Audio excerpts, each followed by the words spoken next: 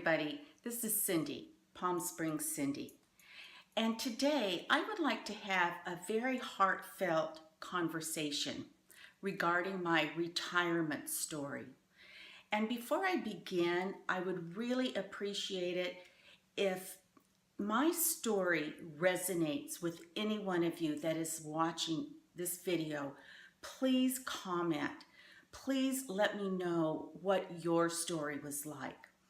So with that being said, for some of you who have seen one or two of my videos, you know that I was a teacher in Palm Springs for 34 years. I had a great career. I loved my job, but I was ready to retire. Now, before I was able to retire, I would seek out some friends of mine who were able to retire maybe, a year ahead of me.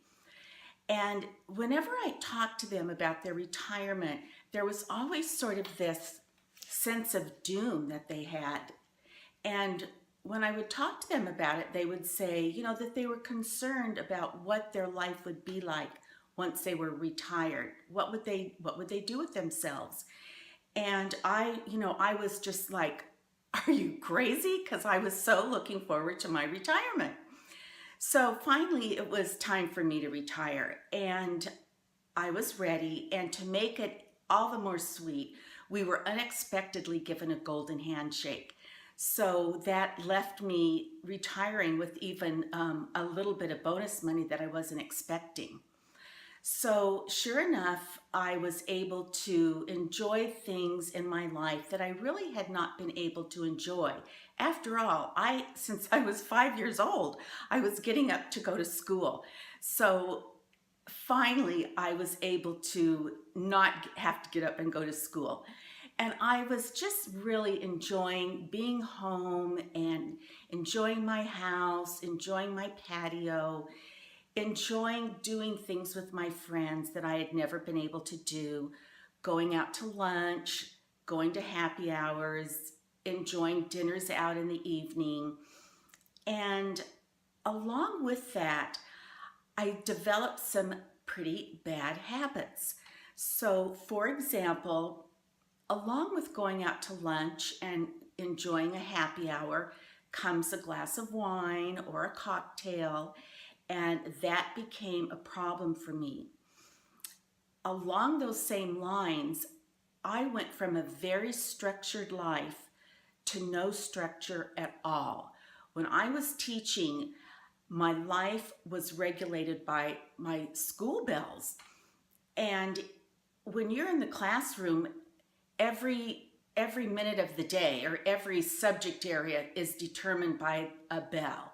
And even though we get a lunch, a 35 minute lunch, we still have to go out with the kids during their recess to take our part in the yard duty, the yard monitoring. And even in middle school and high school, of course, we still have a lunch, but during those 5-minute passing periods, we have to stand out in the hall and watch the kids as they travel from class to class.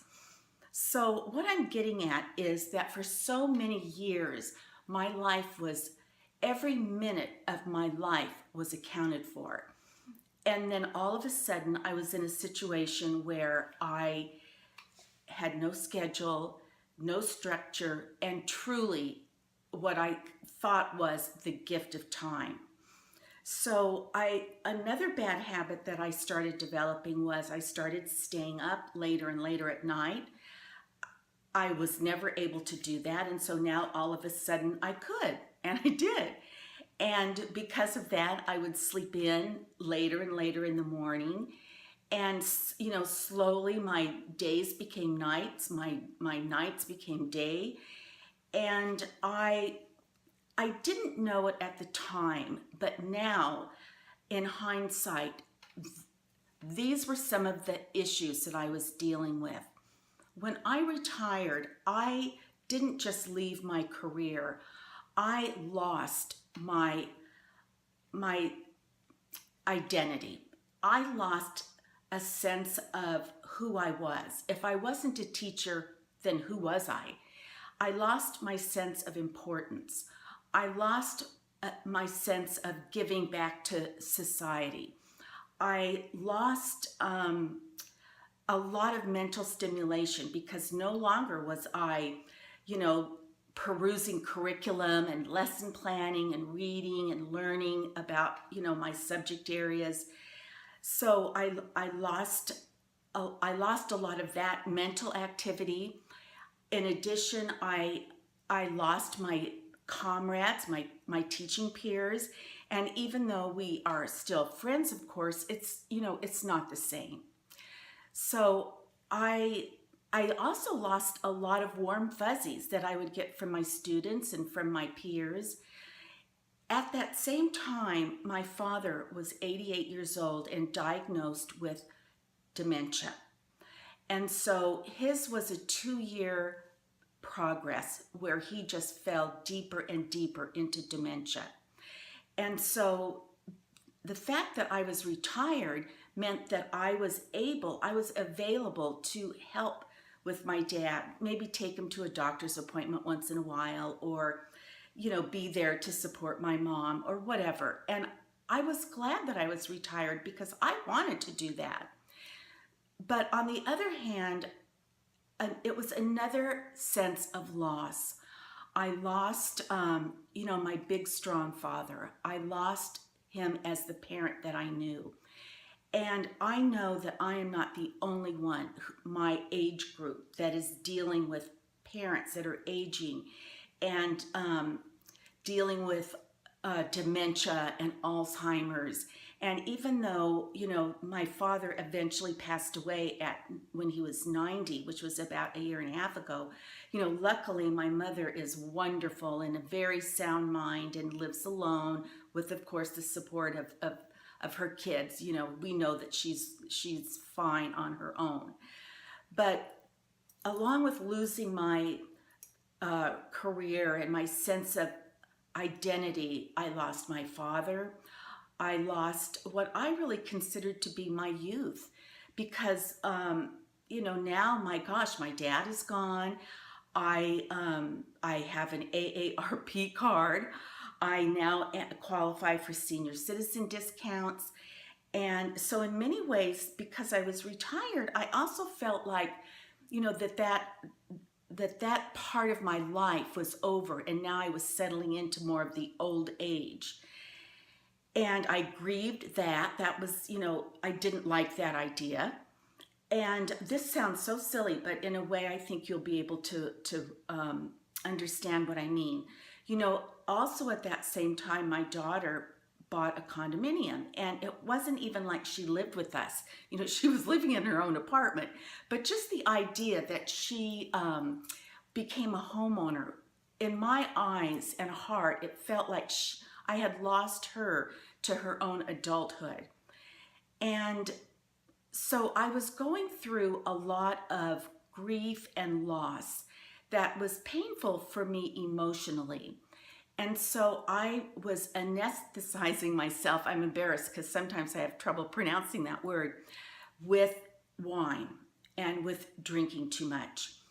And so, like I said, I really developed some bad habits.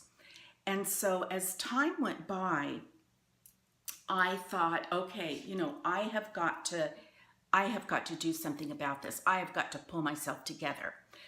I knew that I had to, at some level, redefine myself, find a new structure in my life, retool myself, become important to society again. So one of the first things that I did was I got a dog. Now, don't laugh, and you dog owners will understand. I got a dog. She was only 6 weeks old when I got her, and she was adorable, but along with getting a puppy comes a schedule. So I had to put my dog on a schedule, which meant I was on a schedule. And, you have to watch the dog for all those little nuances to find out what their habits are going to be, and they're full of energy, and you have to take them for walks. So all of a sudden I had a little kind of built-in mini schedule. Then another thing that I did was I had wanted to find a new church family when I retired. I had been attending the same church for 22 years, and I knew that I was ready to find a new church, and I did. So, along with my dog, now I have a new church that I'm going to and making new friends there. Then I decided to join our local senior center. We have a wonderful Palm Springs senior center called Mizell. So I joined Mizell, and when I joined, I took Mahjong lessons, I took Zumba, and I took bridge classes. Now, I had played bridge in high school, and actually, even though I grew up in Los Angeles, right by the beach and right by the LA airport, that area, my family actually moved to Jackson, Mississippi when I was in 6th grade. So from 6th grade to senior in high school, I lived in Jackson. And that was about like 1963-ish, 64. And it was quite a tumultuous time in Jackson, Mississippi during those years. But part of the fun of living in Jackson now is that because I'm doing the YouTube channeling, a lot of my Jackson friends have been able to sort of reconnect. And so here's a shout out for my Jackson friends. It's great hearing your comments, and I have such great memories from that time. So anyway, now I have a church day. Sunday is my church day. I have a bridge day. I have a Mahjong day. I also had experience with hospice during my lifetime. So I decided to become a hospice volunteer. And I went to our local hospital and inquired. And so I took my classes and I became a hospice volunteer. So now I had another day of the week where I was doing my hospice work, which was extremely rewarding. So now, I have a volunteer day. Also at this time, I was getting more and more involved with my church. So I became a member of the women's ministry team. I started teaching a ladies' Bible study class.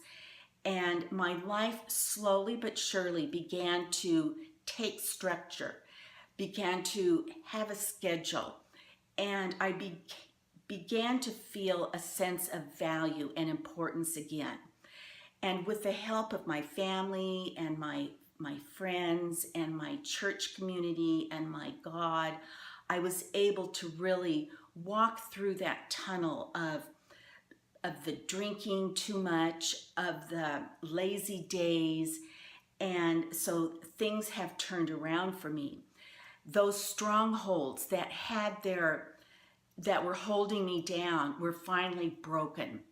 And so I am just here to share this retirement story because it has been 8 years in the making. And so now that I feel more free and more like reestablished myself and retooled myself, I really want to know, am I the only one that has had trouble with retirement, with being a fish out of water, with finding my sea legs? So I thank you for listening to my story, and I would really appreciate if my story has resonated in any way with you. Please let me know, because I know that would be encouraging for me and probably a lot of other people I'm thinking. So anyway, this is Cindy, Palm Springs.